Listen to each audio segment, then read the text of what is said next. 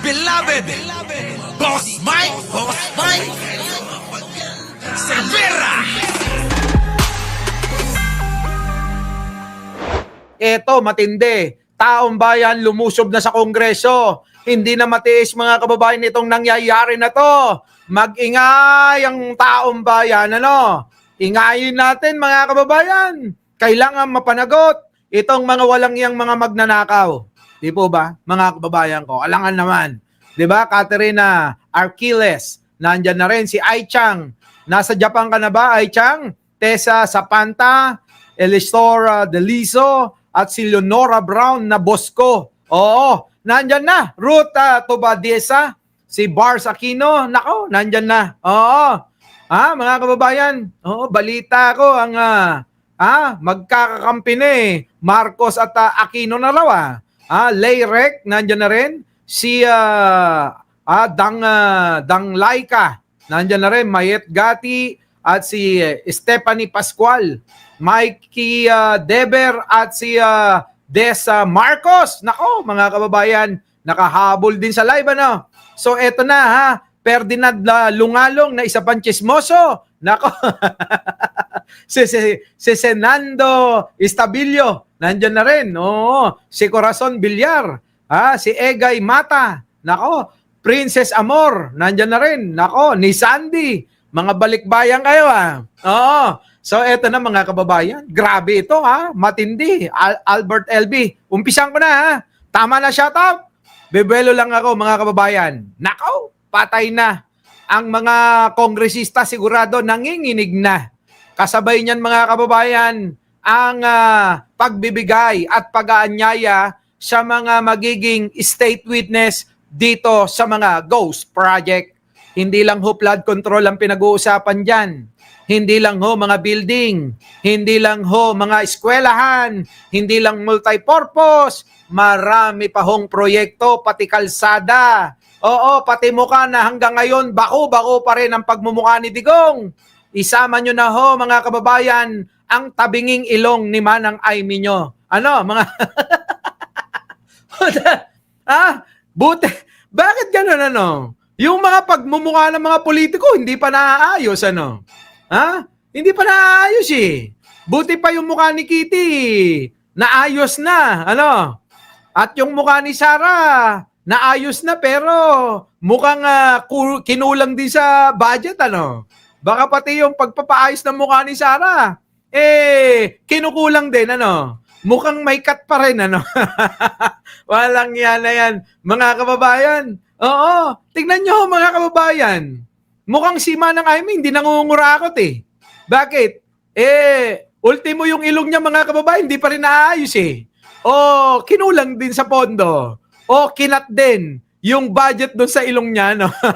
Tabingi, mga kababayan. Oo. Ang ilong ni Aimee, tabingi. Mga... So, eto na. Dito na tayo. Walang yan, no? Panoorin nyo, nagwawala na ang taong bayan. Pasok! Sama! Nandito na tayo sa tarangkahan ng Bagay! Ang lugar kung saan namamalaki ang mga kurakot at korap na kongresista! Tuloy-tuloy ang laban! Andito tayo ngayon sa Kongreso para ipahiwatig ang ating galit! Ikulo! Ayan na, sige! Sugurin nyo! Oo, pakita nyo! Ipakita nyo na dismayado tayong mga Pilipino sa mga ginagawa nitong mga kongresista, senador, at mga kontratista na nagpapasasa sa pera ng taong bayan, mga hinayupak na mga yan. Sige, salakay! Talay! Alaka! Ako po, mga kababayan. Mga polis, humarang kayo. Yung kongreso nagtawag na ng mga resback tuloy, ng mga haharang sa taong bayan na galit na dahil sa ginagawa na pagnanakaw sa kaban ng bayan. Buti na lang ho mga kababayan, meron tayong isang gwapo, matapang at mabait na Pangulo na handang isakripisyo ang lahat para ho mga kababayan malaman ng taong bayan ang katotohanan. Hindi na kayo nahiya, yung presidente pa talaga ang nangunguna para isiwalat ang katotohanang ninanakaw nyo lang ang pera ng taong bayan. Nako mga kababayan, kung nandyan ako siguro hawak-hawak ko na naman ang mikropono at sumisigaw na naman tayo. Makibaka! Huwag matakot! Di mo ba? Mabuhay talaga ang ating presidente mga kababayan. Ito na mga kababayan, panoorin nyo. Ang taong bayan hindi na kaya. Oo, galit na. Pasok! Nagawa ng mga peke at palpak na flood control system. Makibaka! Ako, yan na oh. Grabe oh. Grabe. Isoli nyo, ninakaw nyo. Panagutin lahat ng korap. Starting from the top. O, hindi naman kasama si Pangulo. Grabe naman kayo. Anong starting from the top? Starting from the vice. Oo, di po ba? Wag ho sa top, baka masama si Pangulo. Bait-bait ng Pangulo natin, siya na nga ng bubo ko. Starting from the vice, pababa hanggang kay Kapitan. Isama nyo na rin yung mga kagawad niyan na parehas ding nakikinabang. Lahat mga kababayan, ibang klase mga kababayan ko, ano? Ano po? Sige, tuloy nyo yan!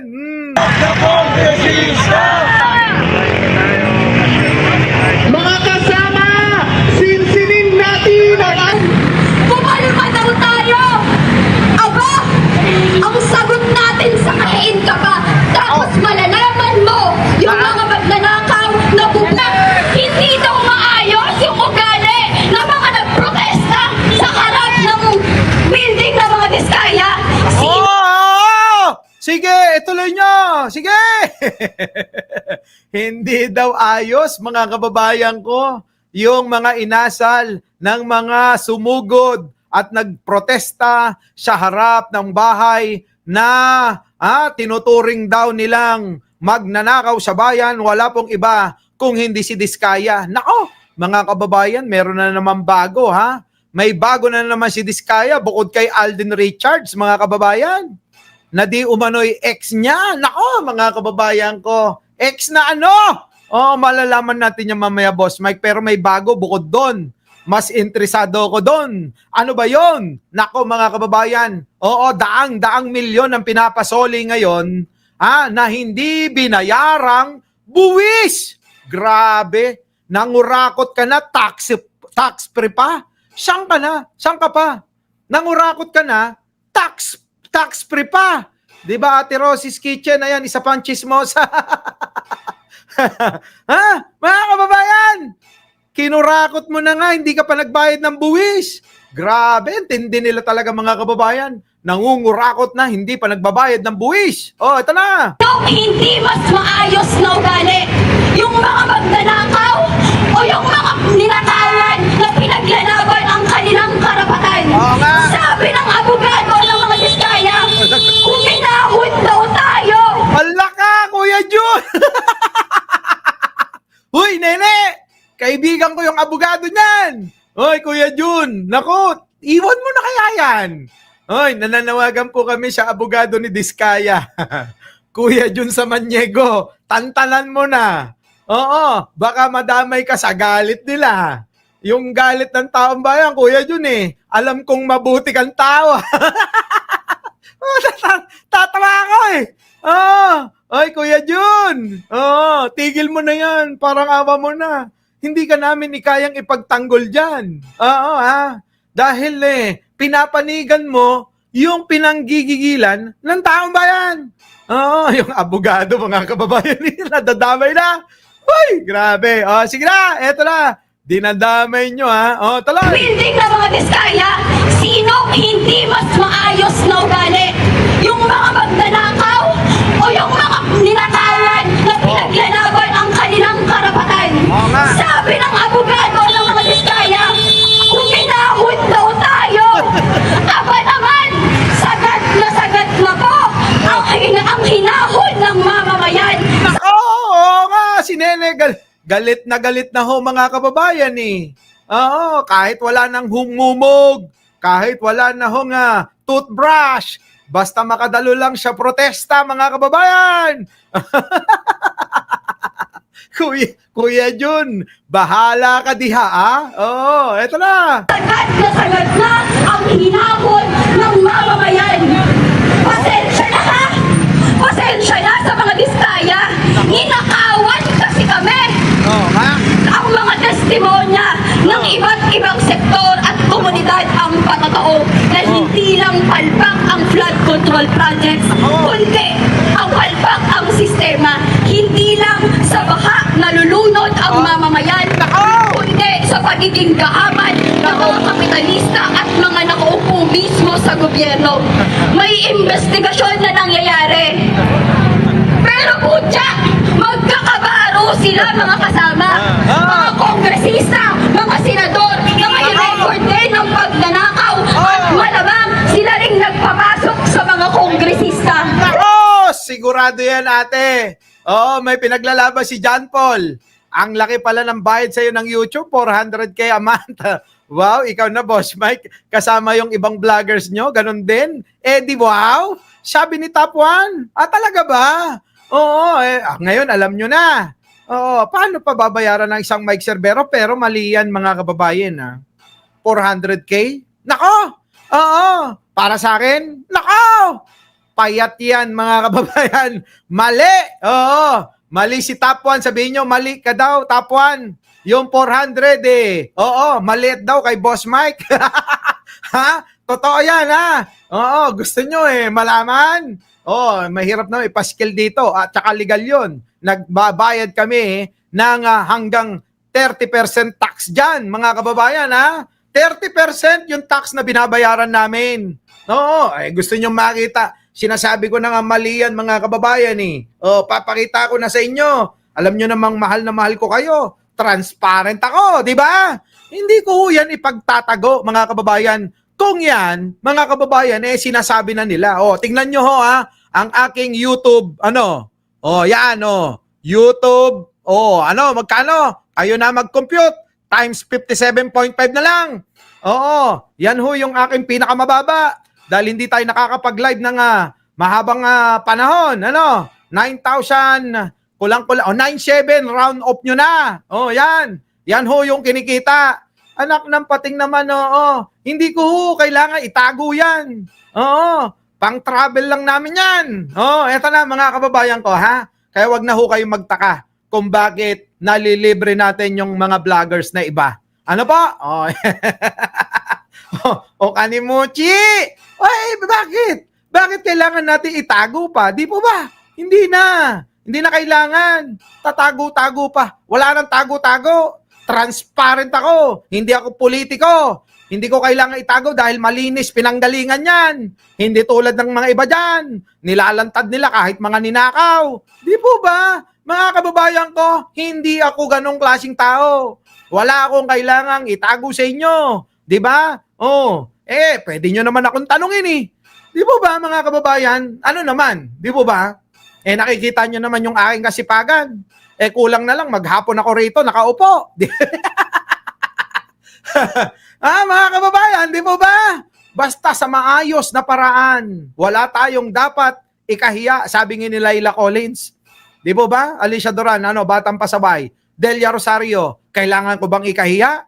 Nagbayad ako ng tax dyan. Pinaghirapan ko yan. Ginamit natin bunganga natin. Ginamit natin yung utak natin. Di ba? Yan ang gusto ko sa'yo. Ganon talaga ako. Sabi ko nga sa'yo, ang buhay ko, tanong mo kay Laila Collins, parang, Manila Bulletin. Pwede nyong basahin lahat, nakalantad lahat, mga kababayan. Walang tinatago. Di ba? Kaya nga mga kababayan, sa paraan na ganito, marami pa tayong natutulungan. Hindi na natin kailangan sabihin, isa-isahin. Basta tayong mga kababayan, yung ating ginagawa, yung ating blessings ay pinapamahagi natin sa iba na nangangailangan. Ganon. Maliit man yan para sa mga politiko kung magnakaw bilyon-bilyon. Sa atin, malaki na yan dahil marami naman tayong natutulungan. Di po ba? Oo, ang daming umaasa mga kababayan. Di po ba? O, eto na. Dito na tayo. Kulang na lang. Sumama tayo rito. Eto na mga kababayan. Pasok! Affirmative justice ang ginagawa. At Marcos, tandaan mo, hindi ka kakalimutan ng mamamayan dahil ikaw ang numero unong performative dito. Ipokrito ka sa lahat ng aspeto. Imbes na sinserong harapin ni Bongbong ang krisis sa klima. Ano? Bakit? Teka muna, mag-aaway na tayo. Nene, ayusin mo, dinadamay mo si Presidente, ha? Hindi nyo malalaman ang katotohanan kundi dahil sa kanya. Tapos idadamay mo, away na tayo niyan. Oo, wait lang mga kababayan. Umpisan ko nga din si John Paul kasi. Oo, ha? Si John Paul kasi. Ikaw talaga. Ito na, mga kababayan, ha? Ito na, mga kababayan, ha? Abaro sila mga kasama, mga kongresista, mga senador, na may record din ng pagnanakaw. Correct! Yun, correct. Bati tayo doon. Sang-ayon ako ron. Sang-ayon ako doon. Mga senador, mga kongresista, magnanakaw, nene. Sang-ayon ako. Appear tayo, ha? Appear tayo dyan, ha? Appear tayo. Aawain na natin yun. Eto na. Appear muna doon, Totoo naman yun, tuloy. At malamang sila rin nagpapasok sa mga kongresista. Affirmative justice ang ginagawa. At Marcos, tandaan mo, Ay! Walang yan to. Okay na yon. Oo, si Sara na lang. Bakit si Pangulong Bongbong Marcos ang pinagtitripan na? Teka, wag mong idadamay, ha? Oo, magagalit kami sa'yo.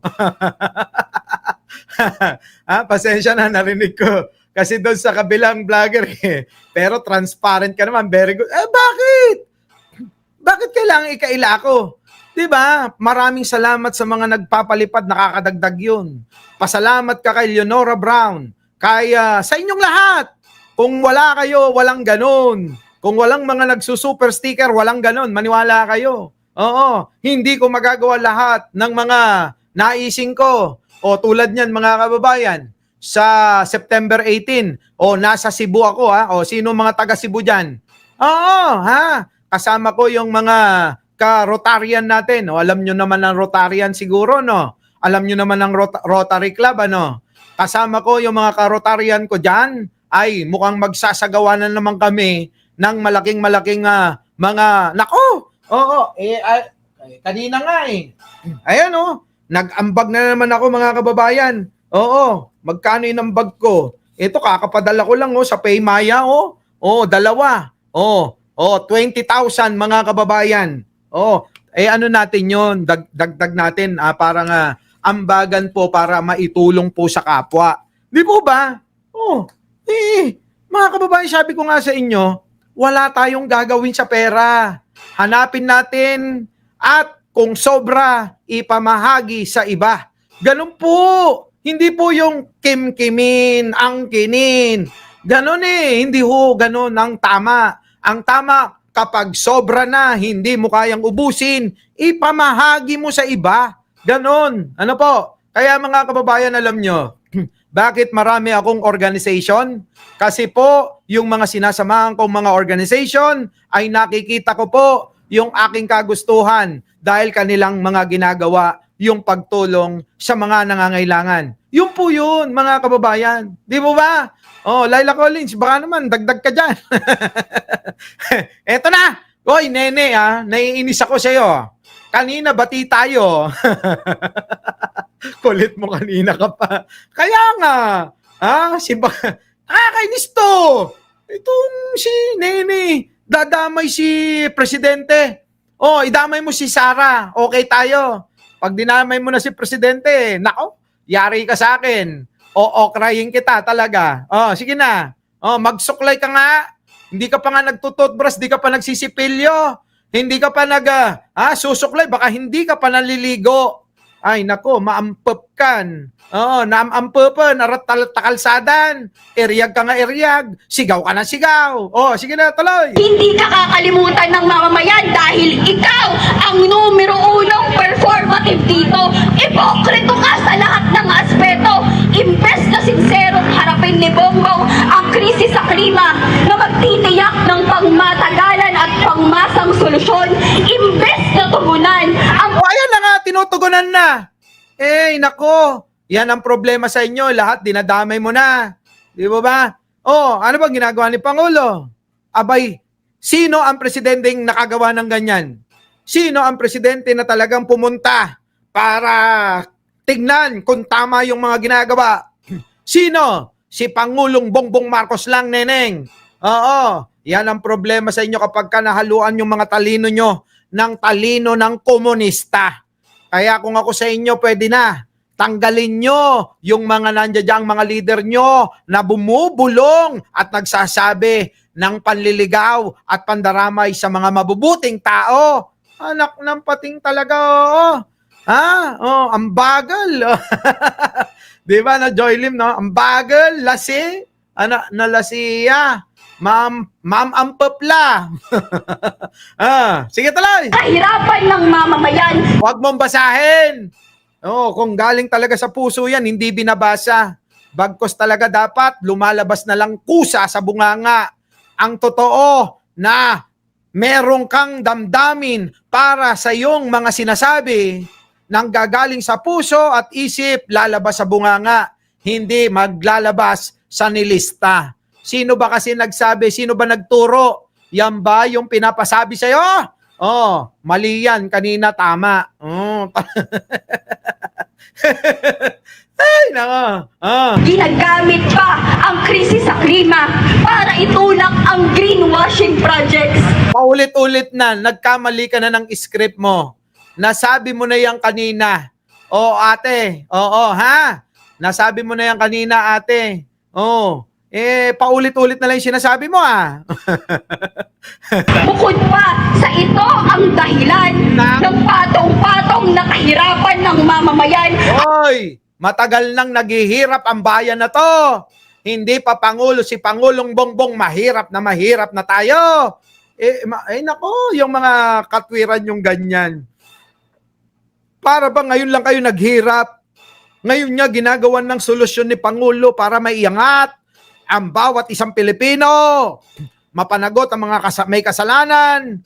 Di ba na tulad ni Alive, Joel Villanueva na nasasangkot. Saan? Sa mga katiwalian dyan sa Bulacan.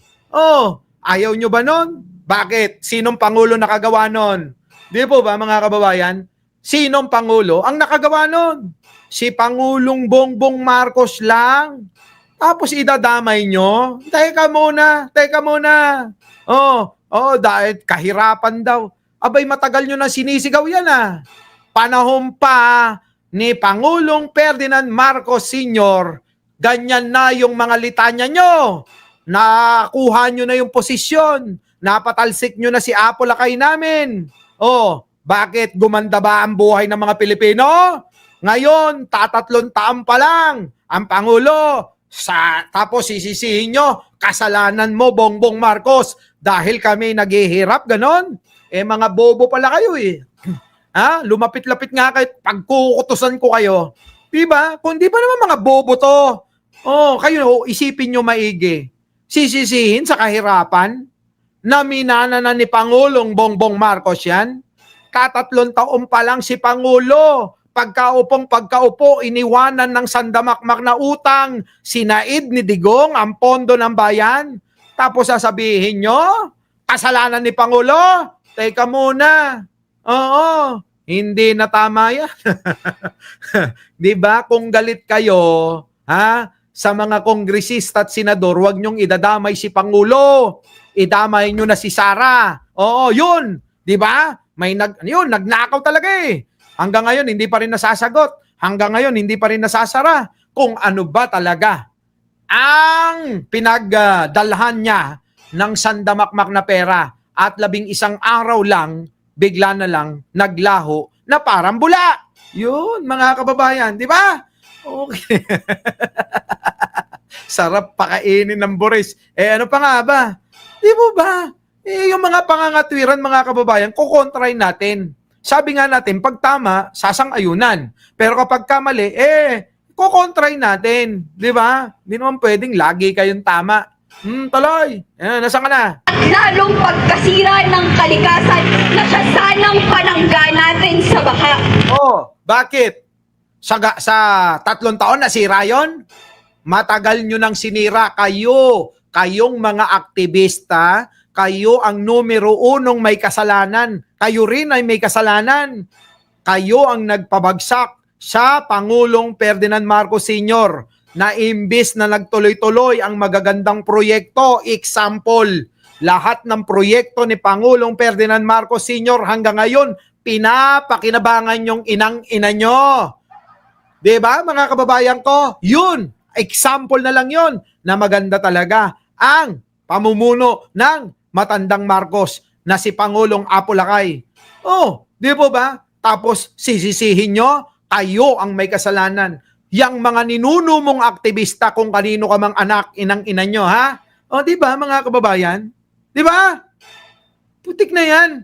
Kung hindi lang nila inagaw ang panunungkulan kay Apo Lakay, mga kababayan, malayong-malayo na at talaga namang ang ating mga anak siguro may mga yaya na mga puti, mga foreigner ang mga yaya ng mga anak natin. Mga kababayan, siguro, yung mga Pilipino, sila yung nagpapantasya sa mga yaya ng anak nila ngayon. Hindi ho yung mga Pilipina yung pinagpapantasyahan ng ibang lahi. Di po ba?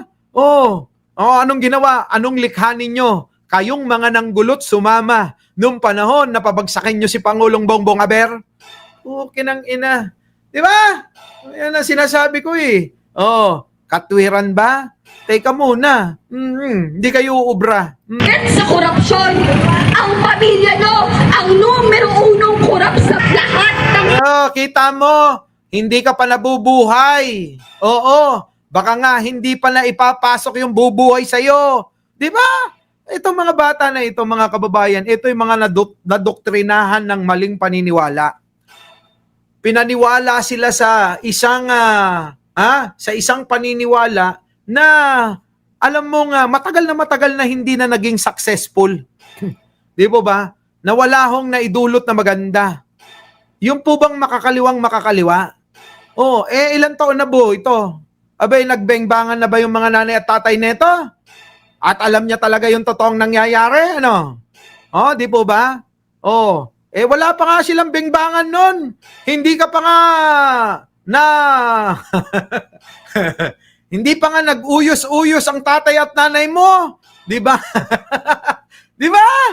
Tignan yan, wala ka pa. Malayo pa eh, Tangkot sa korupsyon na ito, suspensyon sa lahat ng flood control projects para sa mga magnanakaw at kurap dyan. Ang nakikita niyong galit ng mamamayan ay simula pa lang. Yan para sa hustisya, pagkrima at pagbabago ng bulok na sistema. Ayan na nga, binipilit na nga baguhin ni Pangulo eh.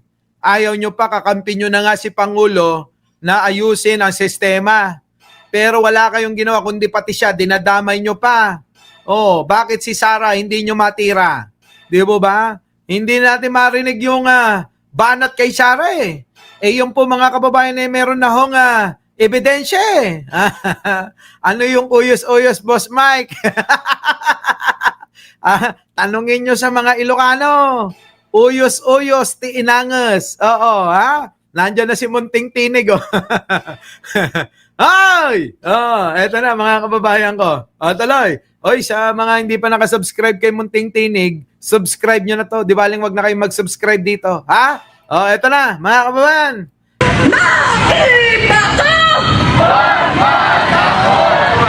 Huwag matakot! Korap na kongresista! Igulong! Igulong! Kabataan! At ngayon, nandito naman tayo sa Kongreso para panagutin ang mga korakot, ang mga korap,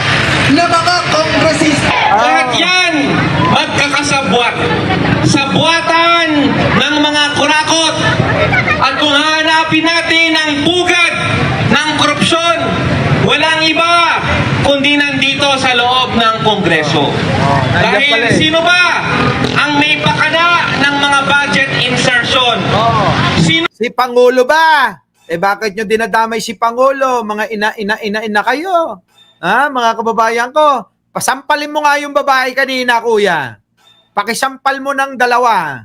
Oo, pakisampal mo. O, kung ano-ano sinasabi. O, sige. O, tuloy na. Tuloy. Uyos-uyusan, tiinangas. Hindi nyo alam yon? Nay, naapo. Aguyos-uyos, tiinangas. Oh, hindi nyo alam. Hindi nyo alam ibig sabihin nun? O, sa mga Ilocano. Hindi kayo Ilocano kapag hindi nyo alam kung ano ibig sabihin na inuyos-uyos, tiinangas. O, tuloy. ba ang nagpasok ng mga flood control projects? Yan. Sila. Ang mga kongresista, lumilitaw ngayon, mga kontratista rin pala. Oh, yun na nga, kuya. Ang mga kongresista ay mga kontratista. Matagal ko nang sinasabi yan eh. Siguro mga nanonood to sa akin. Nalinawan sila nung nalinawan sila nung binuko natin Yung mga sinasabi natin na yung mga kongresista, yan talaga yung mga kontratista. Our beloved Boss Mike Cervera.